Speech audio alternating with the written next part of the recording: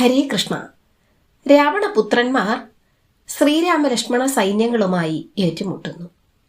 ആ യുദ്ധം ദിവസങ്ങളോളം നീണ്ടുനിന്നു. ഇരു വിഭാഗക്കാർക്കും തോൽവി സംഭവിച്ചില്ല. അങ്കദനുമായിട്ടായിരുന്നു അവരുടെ മത്സരം.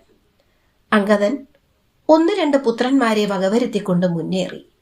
കുപിതരായ രാക്ഷസ നന്ദനന്മാർ വാനര സൈന്യങ്ങളെയും വകവരുത്തി.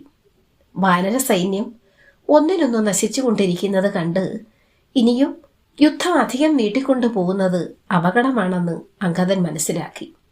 ഹനുമാൻ, നീലൻ തുടങ്ങിയ വാനരന്മാർ വളരെ ഉത്സാഹത്തോടെ യുദ്ധം തുടങ്ങി. രാവണപുത്രന്മാരായ ദേവാന്തകൻ, നവാന്തകൻ, ത്രിശിരസ്, അതികായൻ എന്നീ രാവണപുത്രന്മാരിൽ ദേവാന്തകന്റെ കഥ അങ്കദൻ കഴിച്ചു. അതോടുകൂടി ത്രിശിരസിന് വാശിയേറി. അവർ വീണ്ടും വീറോടെ പൊരുതി. പക്ഷേ നവാന്തകന്റെ ബലത്തിന് മുന്നിൽ നീലന് തോൽവി സംഭവിക്കുമെന്ന ഘട്ടത്തിലെത്തിയപ്പോൾ നീലൻ ഒരു വലിയ പാറക്കല്ല് പൊക്കിയെടുത്ത് നവാന്തകന്റെ നെഞ്ചിൽ ആഞ്ഞു പ്രഹരിച്ചു.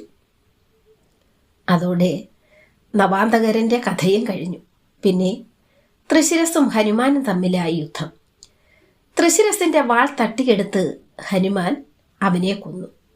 3 സഹോദരന്മാര് യുദ്ധത്തിൽ ചരമം പ്രാപിച്ചതറിഞ്ഞു അതികായൻ യുദ്ധകളത്തിലിറങ്ങി. വൻപിച്ച ചതുരംഗ സൈന്യത്തെ കണ്ട് വാനരവീരന്മാർ കോപാകുലരായി. അവർ അതികായനുമായി ഏറ്റുമുട്ടി. പക്ഷേ അതികായനെ അടക്കി നിർത്താൻ അവർക്ക് എത്ര ശ്രമിച്ചിട്ടും കഴിഞ്ഞില്ല.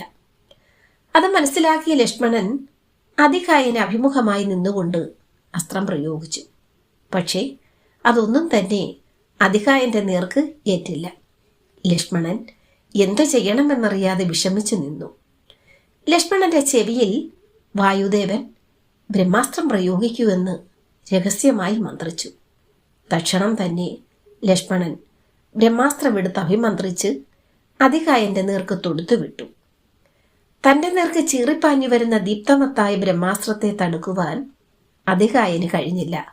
അയാൾ പ്രയോഗിച്ച സകല വിദ്യകളും നിഷ്ഫലമായി.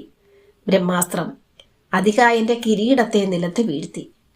കനത്ത നാശനഷ്ടങ്ങൾ രാവണപക്ഷത്ത് തുടർച്ചയായി ഉണ്ടായിക്കൊണ്ടിരുന്നു. പ്രഗത്ഭരായ പല രാക്ഷസന്മാരും ശത്രുബാണങ്ങളേറ്റ് കാലപുരി പൂങ്ങിക്കഴിഞ്ഞിരുന്നു. പ്രഗത്ഭരായ കുംഭകർണനും രാവണപുത്രന്മാരും മരിച്ചു കഴിഞ്ഞിരുന്നു. രാവണന് ഇതിൽ പരം ദുഃഖം ഇനി ഉണ്ടാകാനുണ്ടോ? എല്ലാത്തിനും കാരണക്കാരൻ ആ വിഭീഷണനാണെന്നാണ് രാവണമതം. ഹരേ കൃഷ്ണ.